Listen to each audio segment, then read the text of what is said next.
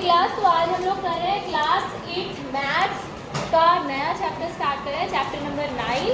Chapter का नाम है एल्जेब्रिक एक्सप्रेशंस एंड आइडेंटिटीज। ठीक है, तो एल्जेब्रिक एक्सप्रेशन एंड आइडेंटिटी जो चैप्टर का नाम है, इसे सुनकर ही आपको पता चल रहा होगा कि हम किसके बारे में पढ़ने वाले हैं। हम एल्जेब्रा के बारे में पढ़ने वाले हैं। मैथ्स की बहुत सारी अलग अलग ब्रांच होती है, जिसमें एक ब्रांच सबसे पहले आपने नंबर्स के बारे में सीखा था, तो मैथ्स की उस ब्रांच को हम कहते हैं, क्या कहते हैं, एरिथमेटिक्स, जिसमें हम नंबर्स के बारे में पढ़ते हैं। मैथ्स की वो ब्रांच जिसमें हमने अल्फ़ाबेट्स को यूज़ करना शुरू कर दिया। 6th क्लास में आपने शायद पहली बार मैथ्स में अल्फ़ाबेट्स यूज़ करना शुरू किया था। मैथ्स की इस ब्रांच को हम कहते हैं एल्जेब्रा। मैथ्स की वो ब्रांच जिसमें आप शेप्स के बारे में पढ़ते हैं, एंगल्स के बारे में पढ़ते हैं, उसको हम कहते हैं ज्योमेट्री। वेरी गुड, ठीक है। तो ऐसे मैथ्स की बहुत सारी अलग अलग, मैथ्स की वो वाली ब्रांच जिसमें हम डेटा के बारे में पढ़ते हैं, ग्राफ्स के बारे में पढ़ते हैं, उसको हम कहते हैं स्टैटिस्टिक्स। ठीक है, तो ऐसे मैथ्स की बहुत सारी ब्रांच हैं। तो आज हम जिस ब्रांच को स्टडी कर रहे हैं दैट इज एल्जेब्रा। एल्जेब्रा के अंदर हम लोग पढ़ने वाले हैं एल्जेब्रिक एक्सप्रेशन एंड आइडेंटिटी। तो सबसे पहला सवाल आता है, एल्जेब्रा तो हमें पता है, एल्जेब्रा इज मैथ्स की वो ब्रांच जिसमें हम अल्फाबेट और नंबर दोनों का यूज करते हैं प्रॉब्लम्स को सॉल्व करने के लिए। तो व्हाट इज एक्सप्रेशन? एक्सप्रेशन क्या होता है? बहुत सिंपल है। जैसे सपोज मैंने यहाँ पर लिखा, एल्जेब्रिक एक्सप्रेशन पढ़े थे ना आपने, कौन सी क्लास में? 6 में भी पढ़ा था, 7th में भी पढ़ा था। जैसे मैंने लिखा कि 2x सपोज प्लस 5, तो ये जो मैंने लिखा है this is an algebraic expression. कुछ बच्चे क्या करते हैं, तो वो एक गलती करते हैं, कहीं पर ये लिखा है, वो कहते हैं ये भी एक एल्जेब्रिक एक्सप्रेशन है। This is an equation. एक इक्वेशन और एक एक्सप्रेशन में यही अंतर होता है कि एक इक्वेशन में इक्वालिटी का साइन होता है, इसीलिए वो इक्वेशन बनी, और एक एक्सप्रेशन सिर्फ ऐसा होता है। आ गया समझ में? यस। एक्सप्रेशन में क्या क्या होता है? एक्सप्रेशन में वेरिएबल होता है, कांस्टेंट होते हैं, है ना, और अरिथमेटिक ऑपरेटर्स होते हैं, प्लस माइनस मल्टीप्लाई डिवाइड, है ना। आ गया समझ में? तो एल्जेब्रिक एक्सप्रेशन सबको समझ में आ गए? जनरली जब हम एक्सप्रेशंस को सॉल्व करते हैं तो हमें यहाँ पर जो वैल्यूज होती है, यहाँ वैल्यू पुट करेंगे, हम x की y की वैल्यूज पुट करेंगे, इस तरह के क्वेश्चंस भी हमें देखने को मिलते हैं। अब हम बात करते हैं नंबर लाइन पे एक्सप्रेशन की। नंबर लाइन पे क्या हम एक्सप्रेशन को एक्सप्रेस कर सकते हैं? तो आपको याद होगा हमने क्या इस तरह का क्वेश्चन किया है नंबर लाइन पे रिप्रेजेंट करने का? यस मैम, चैप्टर 1 में किया है नंबर लाइन पे रिप्रेजेंट। याद है आपको किसी को? Yes ma'am. ओके, चलिए, जैसे x प्लस 5 है, एक एक्सप्रेशन है x प्लस 5, इसको नंबर लाइन पे रिप्रेजेंट करना है। ट्राई करो, कीजिए, नंबर लाइन पे रिप्रेजेंट कीजिए। ठीक है बेटा, देखते हैं आपने किया है बेटा? नहीं, ऐसे नहीं होगा। देखिए, इस तरीके से करते हैं। आप नंबर लाइन लीजिए, हमने एक नंबर लाइन बनाई, उस नंबर लाइन पर आप x की वैल्यू x पॉइंट को कहीं पर भी पॉइंट आउट कर दीजिए। जैसे सपोज यहाँ से लेके यहाँ ये पॉइंट है P, यहाँ तक का डिस्टेंस x है। Suppose x can be anything, right, क्योंकि x तो वेरिएबल है, x की वैल्यू कुछ भी हो सकती है। तो हमने यहाँ से यहाँ तक का डिस्टेंस x ले लिया। अब इसके आगे इन्होंने कितना बोला है? x प्लस 5 है। तो आप मुझे बताओ, नंबर लाइन पे हमें राइट हैंड साइड पर जाना चाहिए कि लेफ्ट हैंड साइड पर जाना चाहिए? राइट हैंड साइड पर। तो हमने इसके आगे 5 और ले लिया, 5 डिस्टेंस और ले लिया। ये आपका आ गया, suppose this is point Q ले लो, इसको कुछ भी। ये डिस्टेंस कितना है? 5। तो ये टोटल डिस्टेंस हो गया। ये जो पूरा एक्सप्रेशन है, इस पूरे एक्सप्रेशन को हमने एक्सप्रेस किया x प्लस 5। अगर ये x माइनस 4 होता सपोज, तो हम किस डायरेक्शन में चलते हैं? हम लेफ्ट हैंड साइड में चलते हैं। x यहाँ पर था, इससे पीछे हम 4 डिस्टेंस लेते और तब हमें मिलता जो एक्सप्रेशन ये मिलता है, ये हमें मिलता है x minus 4, like this, right. अरे अच्छा, अगर मान लो हमें करना हो 3x प्लस 2 सपोज, इसको रिप्रेजेंट करना हो नंबर लाइन पे, तो देखो कैसे करेंगे। ये नंबर लाइन है, यहाँ देखिए सभी बच्चे, लास्ट बेंच, ये नंबर लाइन है। आपने ये डिस्टेंस ले लिया x, दिस इज x। देखो दिस इज x। अब आपको रिप्रेजेंट करना है 3x + 2, तो कैसे करोगे? इतना ही, जितना डिस्टेंस ये है इतना ही डिस्टेंस फिर से लीजिए, हमें एक और x हो गया 2x, हमें कितने x चाहिए? 3x, ये पॉइंट मिल गया, ये पॉइंट, और इसके आगे कितना हमें चाहिए? +2 मिल गया, तो दिस इज 3x+। इस तरीके से रिप्रेजेंट करते हैं। Although this is not really very important from your examination point of view, but you must know how to represent. Like समझ में आ गया? तो अब हम करेंगे, क्या करेंगे हम लोग? हम ये देखेंगे जो एक्सप्रेशंस होते हैं, एक्सप्रेशंस। तो क्लास अब शुरू होता है इस चैप्टर का अलजेब्रिक एक्सप्रेशन एंड आइडेंटिटीज। इसका सबसे पहला और सबसे इम्पोर्टेंट पार्ट, जिसमें हम पढ़ेंगे टर्म्स, फैक्टर्स एंड कोएफिशिएंट्स के बारे में। टर्म्स, फैक्टर्स एंड कोएफिशिएंट्स के बारे में, ठीक है? तो let's start with an example. Let's take an example 4x + 5। इसमें आप मुझे बताइए, पहले तो ये बताइए क्या ये एक अलजेब्रिक एक्सप्रेशन है? Yes, this is an algebraic expression. Now how many terms can you see in this expression? 2. How many terms are there? 2 terms. तो 2 terms है यहाँ पर। कौन कौन सी क्या आप नाम ले सकते हैं? 4x, पहली टर्म है 4x और दूसरी टर्म है 5। इजी है ना? यस, बहुत आसान है। 2 टर्म्स है 4x और 5। इसके बाद में बात करते हैं हम फैक्टर्स की, ठीक है? फैक्टर्स, तो जो पहली टर्म है, फर्स्ट टर्म, इसके अगर हम फैक्टर्स करें 4 and x, ठीक है? तो ये कौन से 2 चीजों से मिलकर बनी है? प्रोडक्ट किस किस चीज का है? 4x का मतलब क्या है? 4 × x, तो इसके फैक्टर्स क्या क्या हो जाएंगे? 4 and x।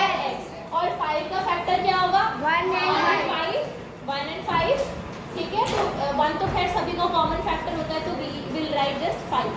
तो ये फैक्टर समझ में आ गया? फैक्टर्स का मतलब क्या होता है? डिवाइड हो सकते हैं, ठीक है? अच्छा, इसी तरीके से अगर मैं एक और एक्सप्रेशन दूं आपको 7xy - 5x, 5x, 7xy - 5x। फिर इसमें बताइए हम 2 टर्म्स, कितनी टर्म्स है? 2 टर्म्स है। कौन कौन सी? जरा टर्म्स का नाम बताइए। 7xy and -5x and -5x। अब जरा इसके फैक्टर्स लिख लेते हैं। ये कैसे बने? Ma'am 7x y 5 × x × y से। Yes ma'am. तो इसके फैक्टर्स क्या है? 7xy 7xy, yes ma'am. Right? Yes ma'am.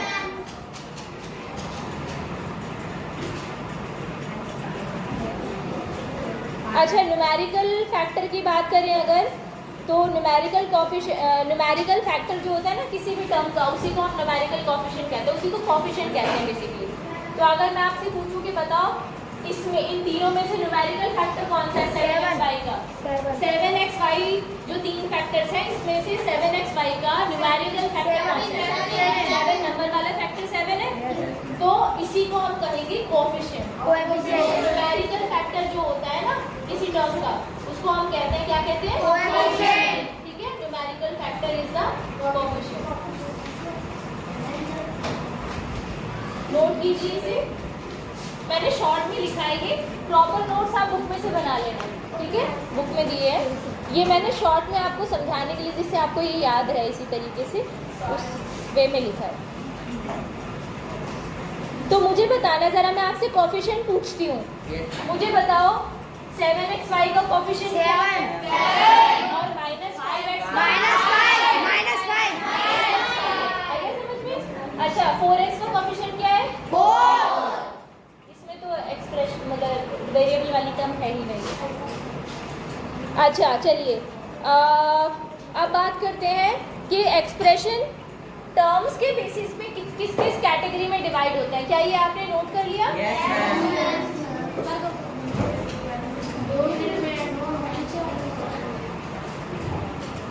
किया? मिली जुली सी आवाज आ रही है, गैस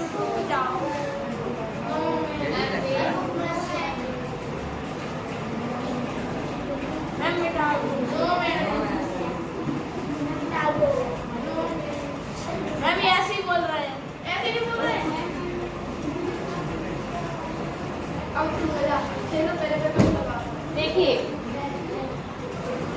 टाइप्स ऑफ, अगला जो टॉपिक है that is types of expression, types of expression on the basis of number of terms, number of terms के basis पे।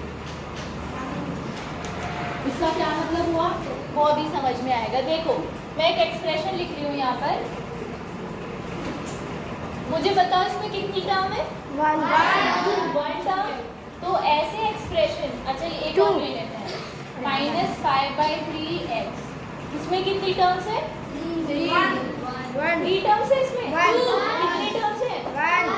एक टर्म है बेटा, एक टर्म। तू कहाँ से दिख रही है? प्लस माइनस कुछ लग रहा है क्या आगे पीछे?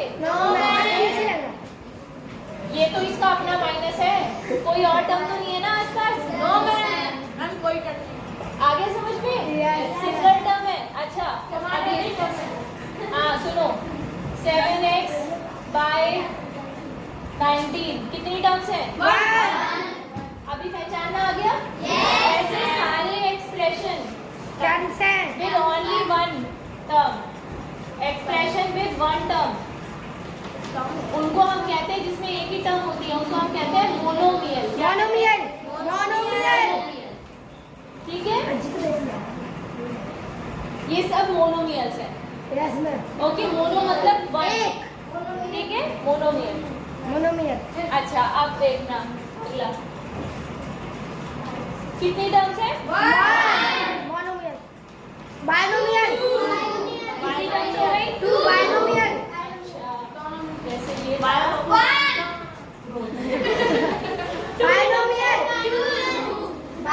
अच्छा जैसे कि हमारे 7x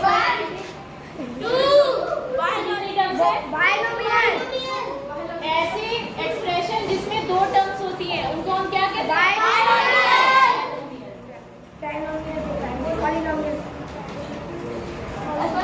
ये बाइनोमियल आपको याद आ रहा है? Yes ma'am.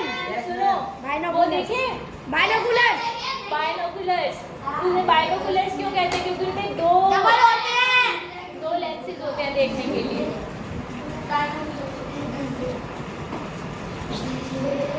ठीक है, तो क्या है बाइनोमियल। अच्छा अब बात करते हैं तीसरी तरह की, रुक जाओ लिखने तो दो। अब जैसे ये वाला था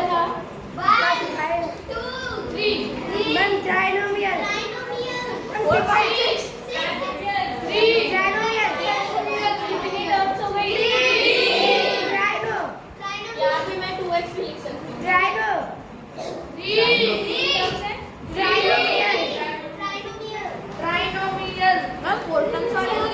पॉलिनोमियल।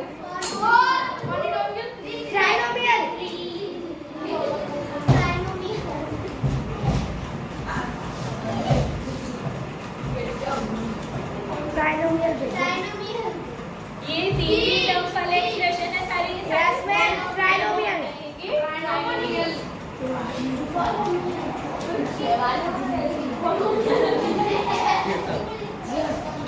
ठीक है, ओके चलो, मोनोमियल, बाइनोमियल, ट्राइनोमियल। मैम एक और बचा है, कौन सा बचा? पॉलिनोमियल। पॉलिनोमियल। पॉलिनोमियल। देखो पॉलिनोमियल बेटा होता है जिसमें एक या एक से ज्यादा, 3 से ज्यादा, मैम ये सब पॉलिनोमियल है। पॉलिनोमियल, ठीक है, These एक all या are- एक से ज्यादा टर्म्स होती है। वैसे पॉली का मतलब मैनी होता है, पॉली का मतलब होता है मैनी, एक या एक से ज्यादा टर्म्स वाले, इन सबको मिलाकर पॉलिनोमियल। क्लियर है? सब कुछ मिला होता है, नहीं आएगा। मिटा दो, नहीं हो गया, मिटा दो।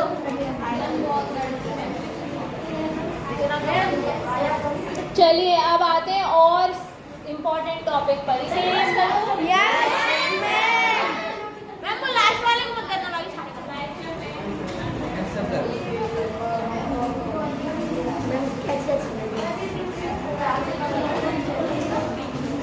मैम कर दो, मैं क्वेश्चन बना क्या बात है? और क्या? अब देखो, सुनो, दोस्ती,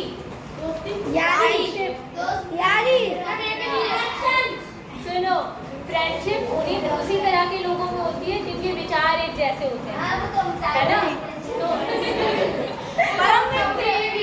तो सुनो, इसीलिए यहाँ और वही लोग जुड़ते हैं, घटते भी वही लोग हैं, है ना? तो बेसिकली एडिशन या सब्ट्रैक्शन, यहाँ इसकी भाषा में अगर समझाऊं, एडिशन या सब्ट्रैक्शन करने के लिए आपको याद है बेटा, जब मैं आपको याद होगा, हमने जब 7/2 में अगर मुझे मान लो 5/2 जोड़ना हो तो आंसर क्या आएगा? 12/2। 12/2। Yes, ma'am. इतना ठंडा रिस्पॉन्स, हम ये लोगों को नहीं पता चला कि ऐड करके क्या आएगा? 7/2 प्लस 5/2 क्या है? आंसर नहीं मांग रही हूँ। 7/2 और 5/2 का आंसर क्या आएगा? 12/2 आएगा। ये हम आसानी से जोड़ पाए। कैसे जोड़ पाए? क्योंकि ये कैसे फ्रैक्शन थे? लाइक फ्रैक्शन थे। जब मैंने आपसे कहा कि 7/2 में 4/5 जोड़ो, तो आपने कहा मैम ये तो अनलाइक फ्रैक्शन से इन्हें ऐड कैसे करोगे, है ना? तो मैंने कहा कर लेना। कैसे करोगे बताती हूँ कि अनलाइक फ्रैक्शन है ना, तो इन्हें सबसे पहले हम क्या करते थे? लाइक फ्रैक्शन बनाते थे। आपको याद होगा एलसीएम लेके इनका डिनोमिनेटर सेम किया था, तब जाके लाइक फ्रैक्शन बने थे, तब जाके जुड़े थे या घटे थे। इसका मतलब सीधा सीधा आपको ये याद रहेगा या याद आएगा कि कोई भी चीज़ को जोड़ने के लिए, फ्रैक्शन हो या ये टर्म्स हो, इनको एडिशन या सब्ट्रैक्शन करने के लिए आपको उन्हें एक जैसा बनाना पड़ता है, लाइक बनाना पड़ता है। तो उसके लिए आपको पहचानना भी तो आना चाहिए कि कौन सा लाइक है कौन सा अनलाइक है। यहाँ तो आप पहचान जाते थे, यहाँ तो आप डिनोमिनेटर से पहचान जाते थे, एक्सप्रेशन के केस में कैसे पहचानोगे? तो चलिए वापस आते हैं अपने मेन इस पर, टॉपिक पर, जो टॉपिक है लाइक टर्म्स। अब मैं एक टर्म लिखने वाली हूँ, यहाँ पर 2 टर्म्स लिखूंगी, आपको मुझे देखकर बताना है कि वो लाइक टर्म्स है या नहीं है, ठीक है? जैसे 7x 15x, लाइक टर्म्स है या नहीं? Yes, ma'am, है। बिल्कुल। अच्छा, अगला लिख रही हूँ 7x और 7y, पर यहाँ तो 7 है तो सही, यानी नंबर से फर्क नहीं पड़ता, नंबर से फर्क नहीं पड़ता, वेरिएबल से पड़ता है, ठीक है? आगे समझ में? तो नंबर से फर्क नहीं पड़ता, वेरिएबल से पड़ता है। दोनों जगह अगर सेम वेरिएबल होगा तो ही ये लाइक टर्म्स होंगी। सबको ठीक है? तो ये लाइक टर्म्स नहीं है। अच्छा, अब देखना जरा, आदिल तुम पढ़ नहीं रहे हो? खड़े हो जाओ, यहाँ आगे आके बैठो, यहाँ आके बैठो। एक तो हाइट कम है, ऊपर से सबसे पीछे बैठो। यहाँ बैठो बेटा, आगे बैठो, यहाँ बैठो, इधर से दिखाई देगा। आप देखना जो मैं लिख रही हूँ, आप बताना लाइक। देखते हैं अब आपका, देखते हैं क्या ये है रियल पावर, आप रियल टेस्ट। 7x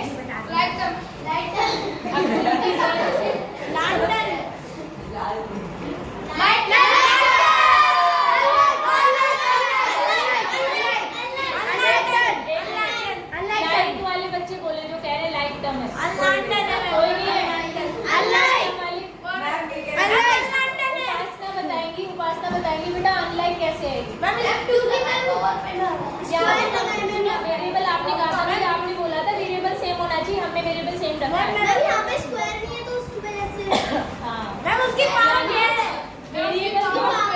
वेरिएबल तो सेम होना ही चाहिए, पावर भी सेम होनी चाहिए वेरिएबल की, तभी